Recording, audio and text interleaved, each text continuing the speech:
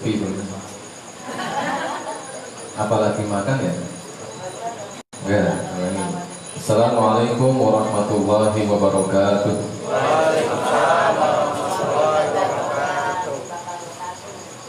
Alhamdulillahirabbil alamin wa bihi nasta'inu ala umuri dunya waddin. Wassalatu wassalamu ala nabiyyina Muhammadin wa ala alihi wa ashabihi ajma'in. Rabbi shrah li sadri wa yassir li amri wahlul 'uqdatam min lisani yafqahu qawli. Hadirin alhamdulillah rahimani wa rahmatullah. Syukur alhamdulillah pada malam ini walau kondisi hujan gerimis, Allah masih memudahkan langkah kaki kita untuk thalabul ilmi. Semoga setiap tetes air hujan yang mengenai diri kita akan menjadi saksi nanti dari Allah SWT. Salawat dan salam mari kita sampaikan untuk Nabiullah Muhammad sallallahu alaihi wasallam. Hadirin hadirat rahimani wa rahmatullah. Nanti sudah ada acara untu, sudah ya? Acara untu sudah? Acara untu, sekarang acara inti. Ya. Monggo sambil dinikmati enggak apa-apa. Santai aja sambil dinikmati yang ada sambil ngeteh hangat-hangat. Ini enaknya ngaji, kan?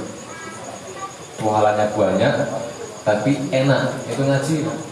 Saya tanya, tahajud sama ngaji mulia mana? Yakin? Betul. Kata Imam Syafi'i bahwa thalabul ilmi khairun min sholatin nafilah. Kata beliau, mencari ilmu lebih baik daripada sholat sunnah, termasuk sholat tahajud. Udah mana berarti? Udah ngaji. Pahalanya besar? Ngaji. Coba. Udah gampang, enak, kenyang, anget. Biasa, menang ya. Makanya apalagi ketika tahajud sama ngaji beda enaknya. Kalau ngaji jenengan disantai ya lendehan, sendera, kaki selonjoran, enak sekali. Sambil ngeteh, tahajud bisa nggak gitu? Nggak bisa. Tahajud Allahu Akbar, ngantuk, tak mau di kopi kok. Batal nggak tahajud deh? Batal. Di sini mau kopi beneran nggak apa-apa. Itu enaknya ngaji. Makanya alhamdulillah kita diberikan Allah kesempatan bisa hadir dalam majelis ilmu pada malam ini. Sebagaimana judul yang telah disebarkan tentang kisos. Kalau saya baca tentang kisos di hari kiamat kelak itu ada dua versi. Ada di mizan, setelah mizan, sebelum sirat. Tapi hadis lain mengatakan setelah lewat sirat. Setelah lewat sirat, jembatan di atas neraka itu ada sebuah tempat kisos al-araf sebelum ke surga. Namun di dalam kitab Al-Ba'tsu wan Nusyur, Imam Al-Baihaqi menempatkan pembahasan al-kisos setelah mizan, sebelum sirat. Ya. Maka pertemuan malam ini kita membahas tentang kisos, yaitu bagaimana pengadilan diadili. Ya, di sana diadili. Hadirin rahimakumullah. Pertama, Imam Al-Baihaqi menyebut sebuah hadis riwayat Imam Muslim 2581 tentang al-muflis. Hadis dari Abu Hurairah radhiyallahu anhu berkata, "Atadruna mal muflis?" Nabi bertanya, "Apakah kalian tahu siapakah orang yang dikatakan bangkrut?" Qalu, kata para sahabat, "Al-muflis fina," orang yang muflis, bangkrut ya Rasulullah adalah orang yang mala dirhama wala mata'a, tidak punya uang, tak punya dinar, dirham, tidak punya perhiasan. Itulah muflis ya Rasulullah. Kata Nabi, "Innal muflis min ummati." Bukan begitu. Kata Nabi, yang dikatakan muflis, bangkrut adalah min ummati, umatku nanti, ya'ti yaumal qiyamah, datang di hari kiamat, bisolatin, dengan membawa pahala. Solatnya banyak, wajibnya, sunnahnya, tahajudnya lengkap. Wasiyamin, juga membawa pahala puasa. Wazakatin, dan pahala zakat. Wayati qad syatama hada, namun dia datang di hari itu sambil membawa dosa, menyakiti hati saudaranya. Syatama, ucapannya salah. Ya. Kemudian wa qadhafa hada memfitnah. Qadhafa itu memfitnah orang yang enggak zina dikatakan zina. Wa akala malahada makan harta orang lain. Wa safaka dama hada menumpahkan darah orang lain. Wa daraba hada memukul si A si B. Fa yu'ta hada min hasanatihi, maka diambillah kebaikan orang yang menzaliminya kepada yang dizalimi. Fa in faniyat, ketika sudah selesai habis kebaikan untuk dibagi semua yang dizaliminya, maka qabla ayyuqam alaihi, habis pahala dia sudah untuk bagi-bagi ke orang lain yang dizaliminya, tapi ternyata masih ada orang yang dizalimi belum dapat pahalanya. Besok kita akan ngantri, Pak. Kalau dizalimi ya ngantri. Ini orang pahalanya banyak sekali. Kita ngantri untuk apa? Dapat pahalanya. Sudah ngantri lama, habis pahalanya. Kita gimana, Pak? Ya Allah, saya belum dapat, ya Allah. Saya belum dapat pahala dia, ya Allah. Kenapa? Saya pernah sakiti hatinya. Terus gimana? Maka ukhidha min khatayahum, diambillah dosa-dosanya. Fatulihat alaihi, dosa-dosa yang dizaliminya akan diambil untuk yang menzalimi. Yang pernah menyakitinya itu dosa yang orang disakitinya diambil untuk yang kepada yang pernah menyakitinya. Summa tuliha finnar, tadi dibuang ke neraka akibatnya. Kenapa? Pahala dia habis, tambah dosa di sana. Itulah namanya orang yang bangkrut di akhirat kelak.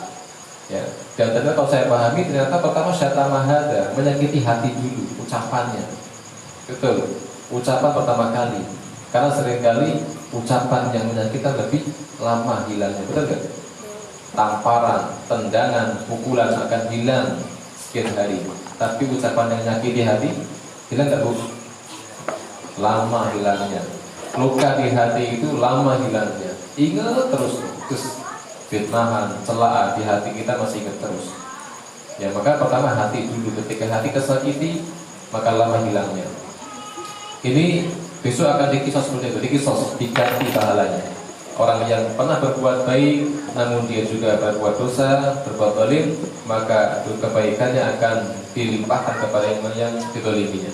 Kemudian ada hadis yang kedua, riwayat Abu Dawud. Rasulullah Shallallahu Alaihi Wasallam bersabda, al-zulmu salasatun, kezaliman ada tiga. Kezaliman ada tiga. Fadzulmun la yaghfirullah, satu kezaliman yang Allah tak ampuni. Yang kedua, dzulmun yaghfirullah, kezaliman yang bisa Allah ampuni. Yang ketiga, dzulmun la yatrukuhullah, kezaliman yang Allah tak meninggalkannya. Fa ammal dzulmul ladzi la yaghfirullah, adapun zalim pertama, zalim yang tak Allah ampuni adalah asyirku, syirik. Inna syirka la dzulmun adzim. Syirik itu kezaliman amat besar. Itu syirik, Pak. Tahu syirik ya? Mensekutukan sesuatu, mensekutukan Allah dengan yang lain Allah dalam hal yang khusus bagi Allah. Itu syirik. Keyakinan, ucapan bisa syirik. Ini pertama, zalim yang tak akan diampuni, syirik. Yang kedua, wa amal dzulmu alladzi yaghfirullahu, adapun kezaliman yang Allah bisa ampuni adalah fadzulmul ibad li anfusihim fima bainahum wa bain rabbihim, kezaliman yang seorang hamba lakukan dalam ibadah kepada Allah. Setiap kita gagal ibadahnya, salah ibadahnya, atau enggak ibadah sama sekali, sama dengan kita menzalimi diri sendiri. Coba, yang butuh ibadah siapa? Allah atau kita? Kita. Kata Nabi bahwa Allah berfirman dari Qudsi, kata Allah, ya ibadi wa hamba-hambaku, lau anna awalakum wa akhirakum wa insakum wa jinnakum wa hamba-hambaku, kalau kalian siapa? Contoh, kalau kita semua bertakwa seperti takwanya Rasulullah Sallallahu Alaihi Wasallam, itu mazaka fi mulki syai'a, nggak menambah kekuasaan Allah. Ketaatan kita tak akan menambah kekuasaannya Allah.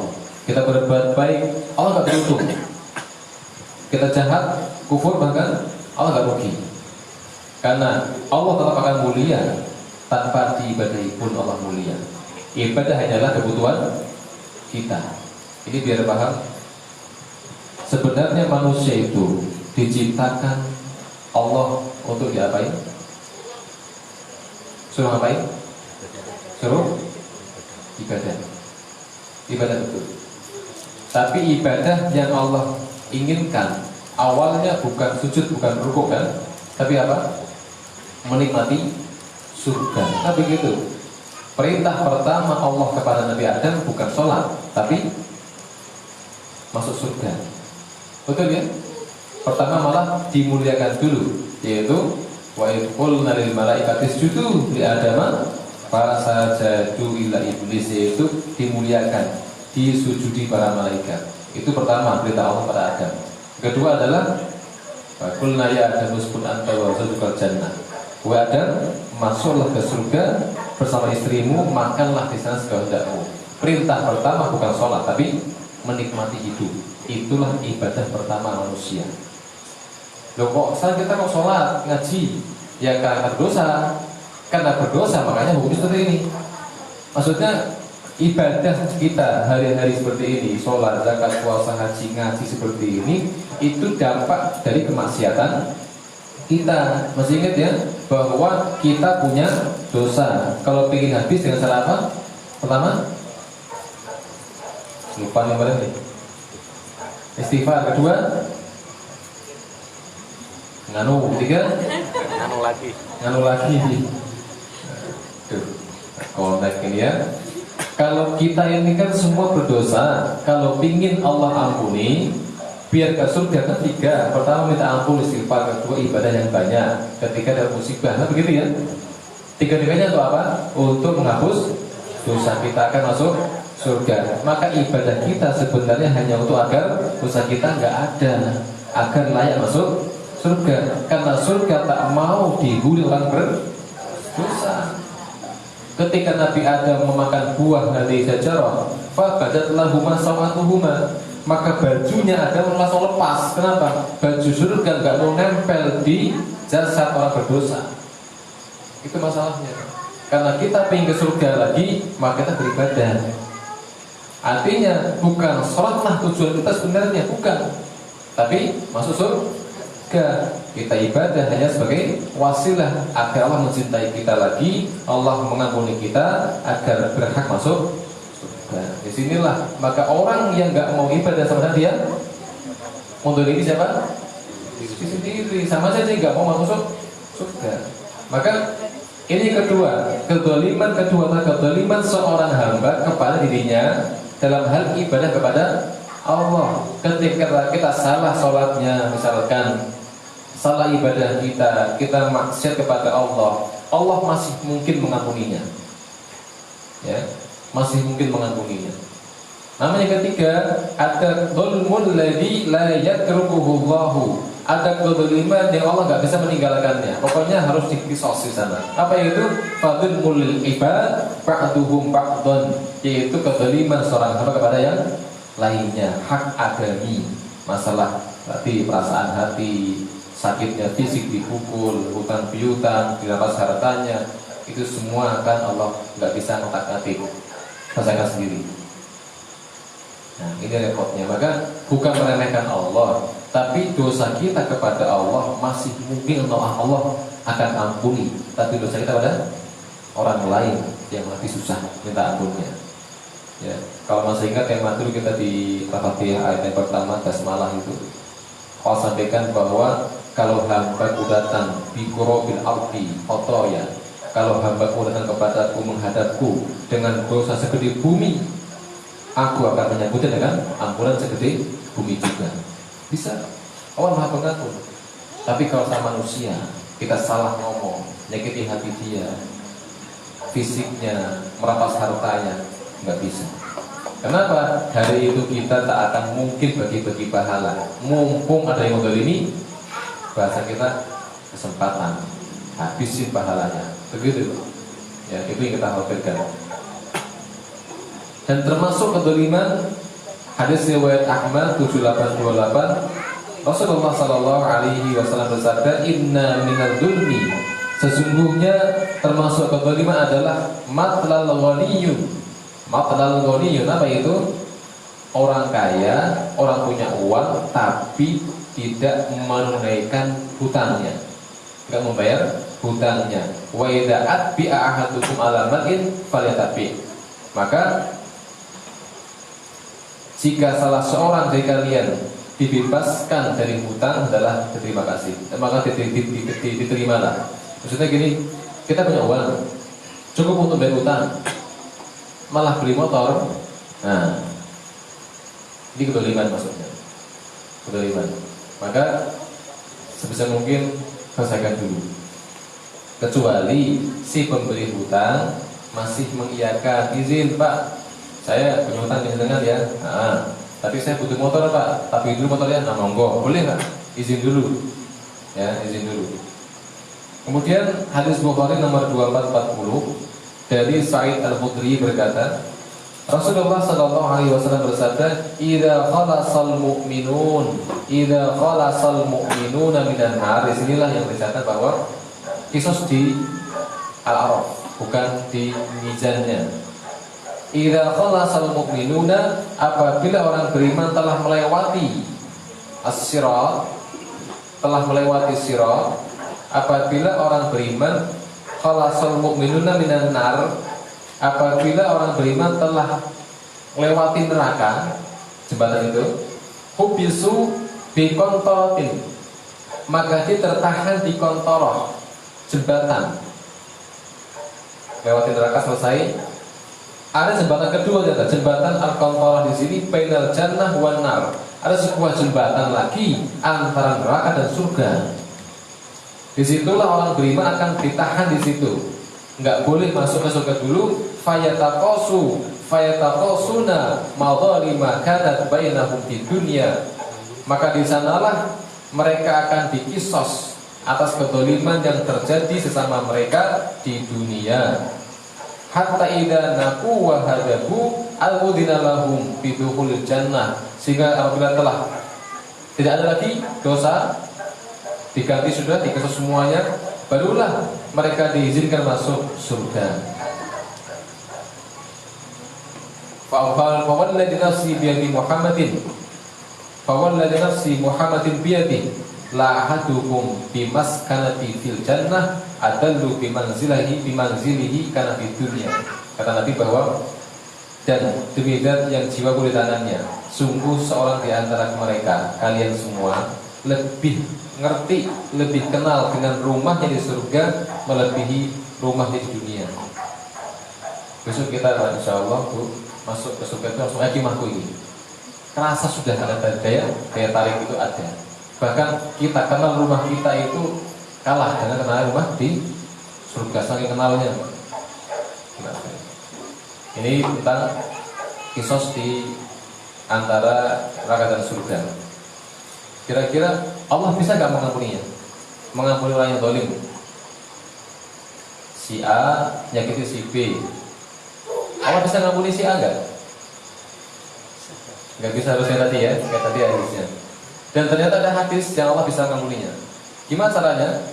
Hadis Ibnu Majah 3013. Bagaimana cara Allah mengampuni orang yang berbuat zalim? Ini bagi kita yang mungkin pernah zalim orang lain. Nah, mau minta maaf dan meninggal duluan, pernah memukulnya, nyakiti hatinya, merampas hartanya, menipunya, mau taubat lah, kok orang nggak ada, infonya udah meninggal dunia, gimana? Susah nih. Ini ada harapan di sini. Ada hadis begini. Rasulullah Shallallahu Alaihi Wasallam bersabda, da'a li ummatihi asyiyatan arafata bil maghfirah. Berbiasa, Nabi Shallallahu Alaihi Wasallam pernah memohonkan ampun untuk seluruh umatnya ketika beliau di Arafah lagi haji. Ya, di Bukit Arafah dimohon kepada Allah agar diampuni semua dosa umat-umatnya, kita semuanya. Fa'ajiba inni qad ghafartu lahum, maka Allah pun berfirman, aku terima doamu ya Muhammad, aku ampuni semua dosa mereka umatmu. Ma khalal zalim, kecuali yang zalim, kecuali yang zalim. Fa inni akhidun bil madlum minhu, karena aku akan berikan yang didolimi kesempatan untuk mengambil pahalanya atau membalas kedolimannya.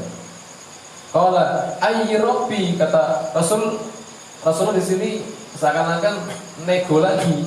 Ya Allah, ayy rabbi, kok begitu ya Allah? In syi'ta a'taital matlum minal jannah.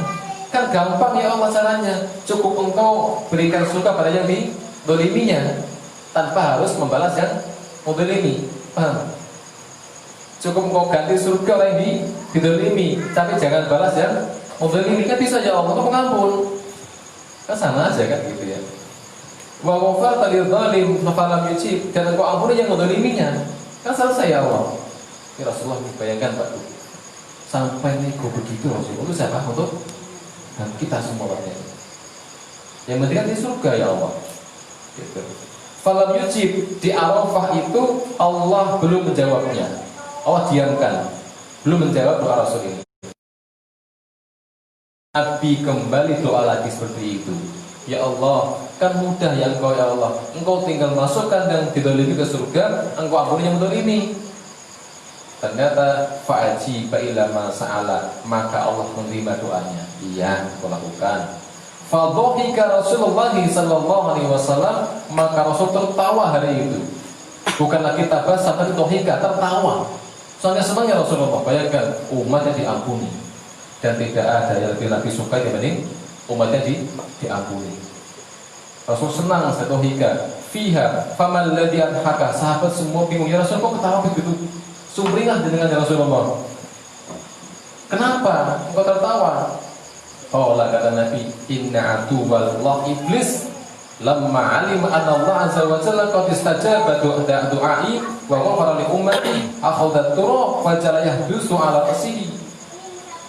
Aku ketawa kenapa? Lucu kenapa?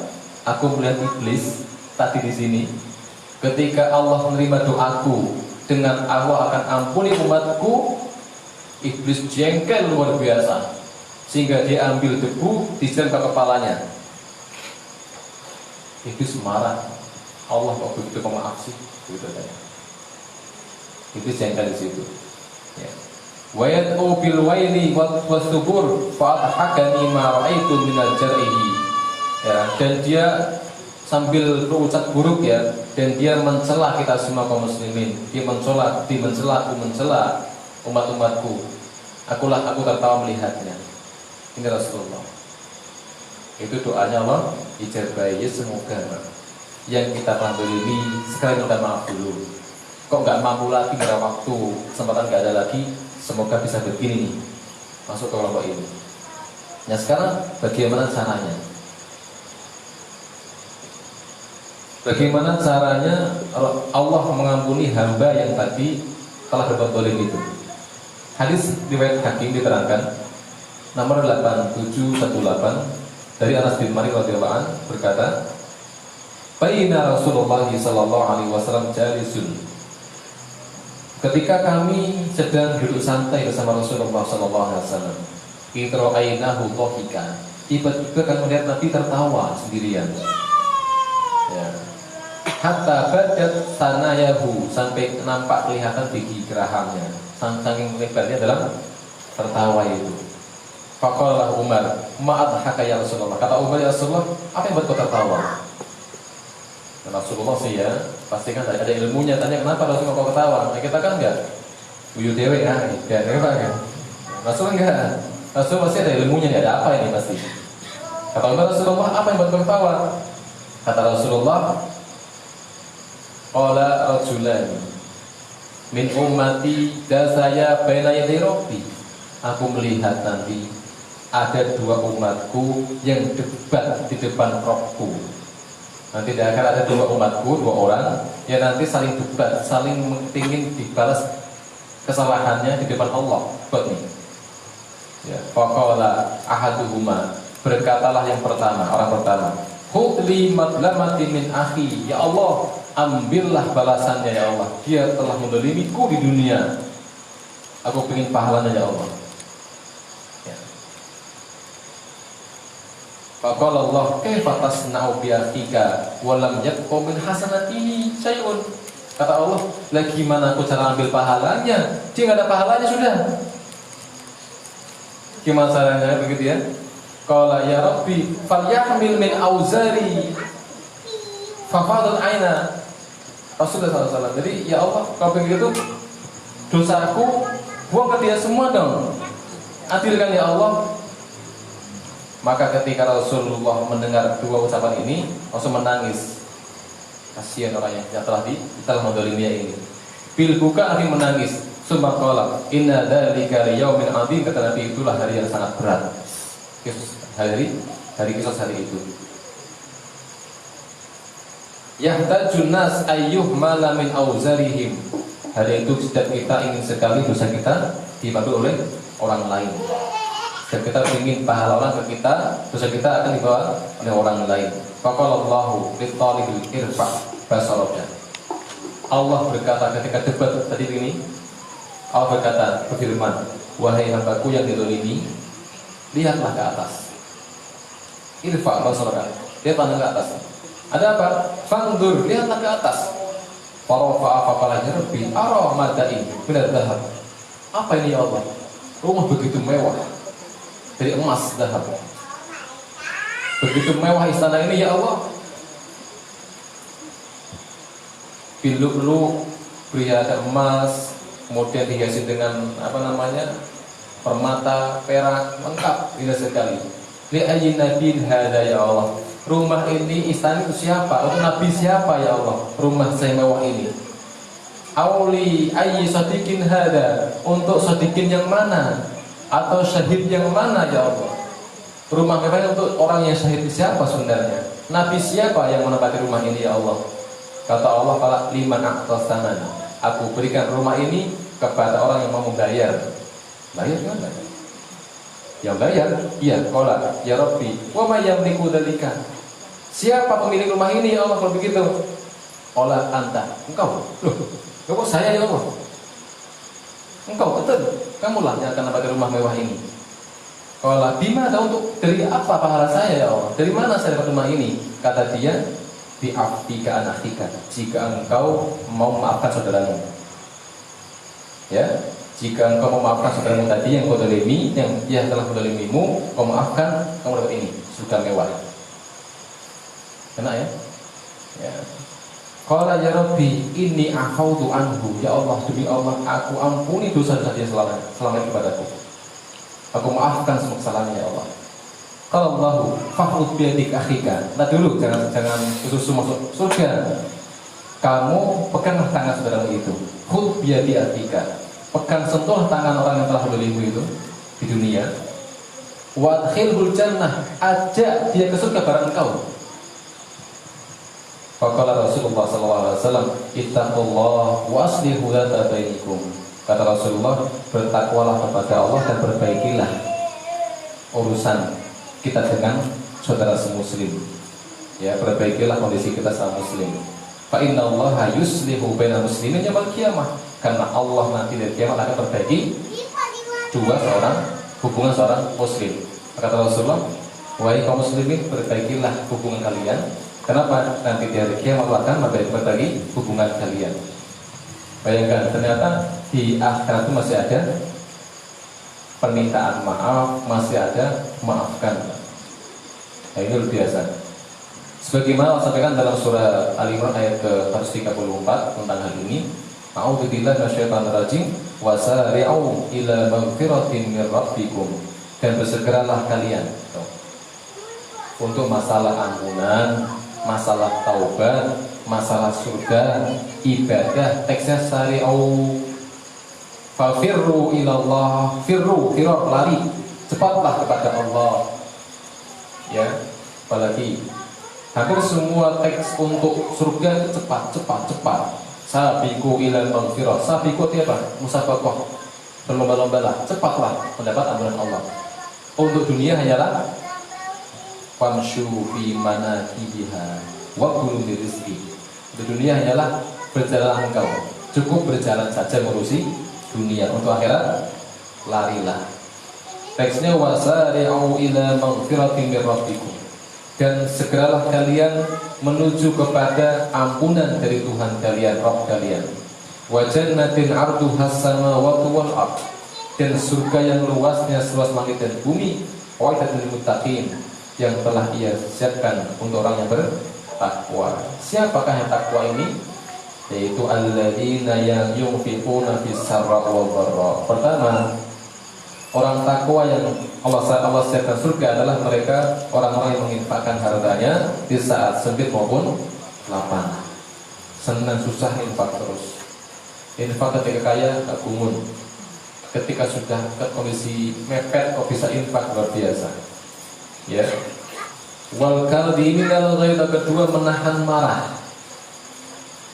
Infak sama menahan marah dari mana? Nahan marah. Yang ketiga wal 'afina 'anil nas, memaafkan manusia. Wallahu yuhibbul muhsinin, Allah mencintai orang-orang yang muhsinin, berbuat baik. 3 tadi kunci surga yang Allah sampaikan di ayat ini, yaitu pertama yunfiquna fis sarra wal dharra, menginfakkan harta. Infakkan. Apalagi kalau kita sekarang melihat bagaimana kondisi teman-teman kita di luar sana. Begitu banyak orang-orang yang membutuhkan uluran tangan kita. Yang kedua, kaliminal ghaidha, nahan marah. Kata Rasulullah, orang yang kuat bukan orang yang disuruh, orang yang bisa bulat menang, pancung menang itu gak kuat. Yang kuat siapa? Orang yang bisa yang memiliki nafsah indal ghadab, yaitu bisa menguasai diri ketika marah. Tahan, bisa nggak? Latihan, betul. Bisa nahan. Kalau kita dimarahin, disakiti orang dan orang itu lebih kuat, kita nggak marah, ya nggak usah kaget. Kita lemah kok, bisa ngelawan. Tapi ketika kita di atas, kita itu kuat, kita di atasnya, disakiti bawahannya, bisa nggak marah nggak? Contoh, bapak diomelin ke ibu, diomelin ke ibu kan di bawah jenengan, ya kan? Istri kan di bawah suami. Lah kok dia begitu berani sama semuanya? Jadi kan bisa nahan, gitu pak. Kuat betul. Nah, dia lemah kok. Sama anak. Ya, anak kan sama ibu nih, ibu sama kan.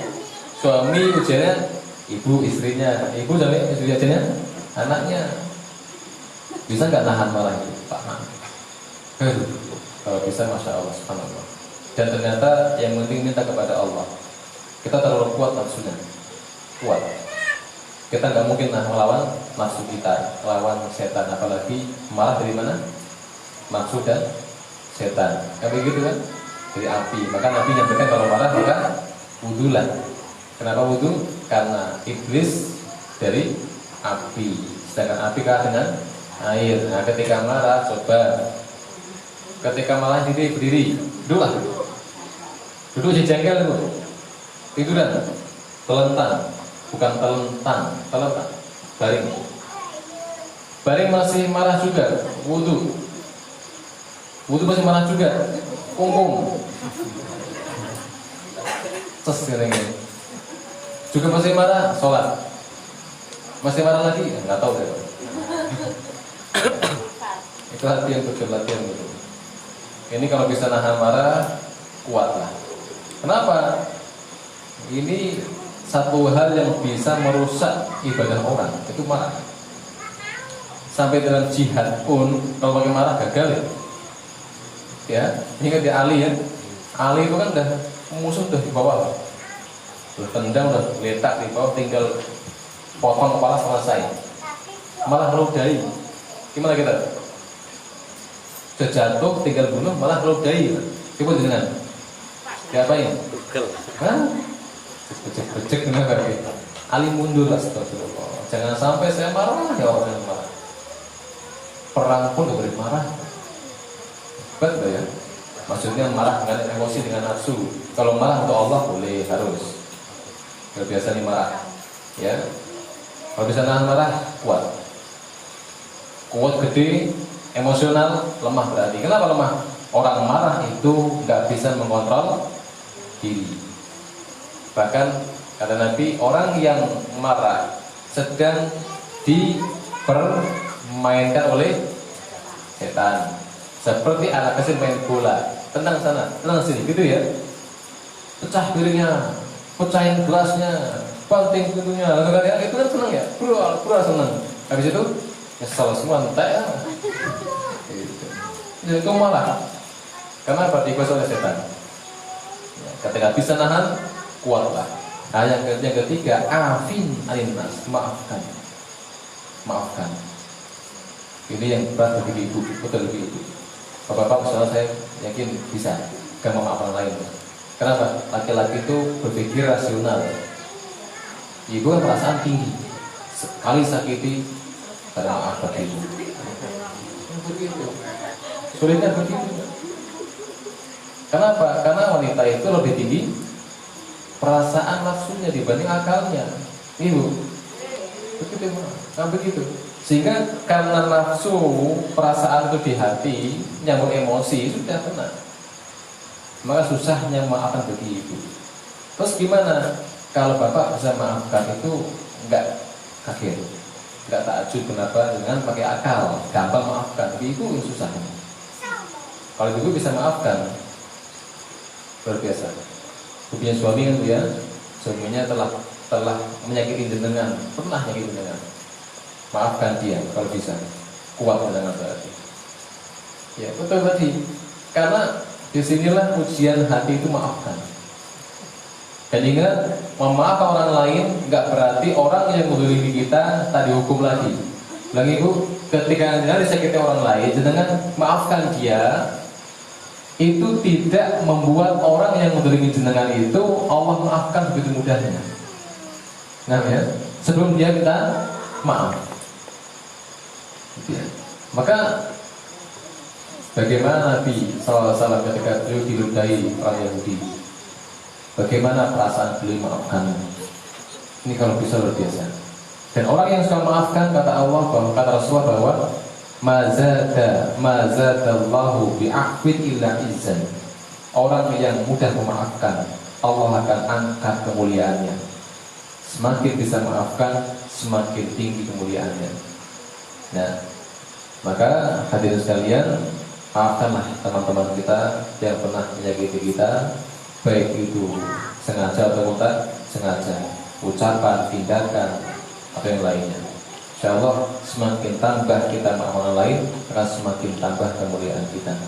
Namun sekali lagi, kita tidak akan bisa untuk memaafkan orang lain kehendaknya Allah. Maka mintalah kepada Allah agar Allah berkehendak untuk melimpahkan hati yang lapang bisa maafkan orang lain. Nah inilah kajian tentang kisah sedikit, nggak terlalu banyak. Mau saya tambah kok, takutnya mau ada acara malam ya. Jadi setelah ini kita bahas tentang bab sirat, bab jembatan, dibentangkan jembatan di atas neraka. Ini tempat mizan, pertimbangan, dan kisah ada neraka di bawahnya, di jembatan. Bagaimanakah bentuk jembatannya, berapa panjangnya, bagaimana sifat-sifat jembatan ini, dan bagaimana cara kita melewatinya. Ini yang mengerikan. Ya, sudah kita bahas pertemuan mendatang tentang sirat atau jisr, jembatan itu. Oke, cukup itu dulu yang kita sampaikan di pertemuan malam ini. Semoga bisa menambah ilmu dari kita semuanya. Aku lo kau lihat dan astagfirullah wa lakum.